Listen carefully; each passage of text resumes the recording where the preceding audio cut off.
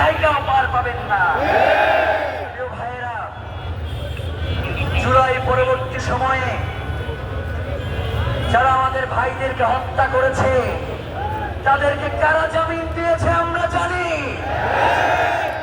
জুলাইয়ের পরে ক্যান্টনমেন্টে যেই সকল আওয়ামী সন্ত্রাসীরা আশ্রয় নিয়েছিল, সেই 626 জনকে সেভ এক্সিট কারা দিয়েছে আমরা জানি। জুলাই পরবর্তী সময়ে এই জুলাইকে কারা বিক্রি করেছে আমরা জানি। এই জনতা, জুলাইয়ের জনতা, তারা জান দেবে তবুও জুলাই দেবে না। প্রিয় ভাইয়েরা, এই যে শান্তিপূর্ণ আমাদের আন্দোলন, বাইরে কেউ একটা কথা বলছে, কারো কোনো উল্টাপাল্টা কথা আপনারা শুনতে পাচ্ছেন? হাজার হাজার মানুষ শান্তিপূর্ণভাবে এই শীতের মধ্যে রাস্তায় বসে আছে, আর আলিশান অফিসে এসির মধ্যে বসে থেকে যারা মনে করেন বাংলাদেশ আপনাদের কথা শুনবে, বাংলাদেশ আপনাদের কথা শুনবে না। জনগণের কথা না শুনলে আপনাদের কোনো কথার দায় জনগণের উপরে নাই। প্রিয় ভাইয়েরা, আপনারা আমাদেরকে প্রচন্ড সহযোগিতা করেছেন।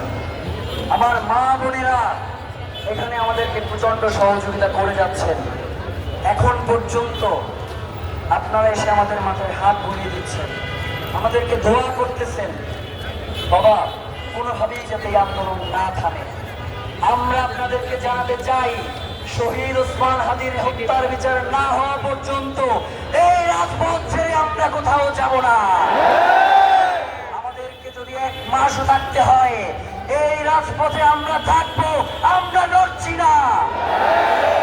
গতকালকে 1000-এর বেশি মানুষ, প্রচন্ড শীত, বাংলাদেশের সর্বনিম্ন তাপমাত্রা ছিল গতকাল 13 ডিগ্রি।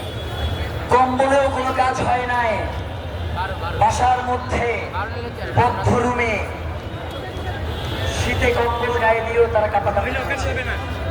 সেই সময় আমার মা বোনেরা, আমার বাবা ভাইয়েরা এই রাজপথে কোনো চেহারা দেখানোর জন্য আসে নাই, তারা এসেছে ওসমান হাদির খুনের বদলা নেওয়ার জন্য।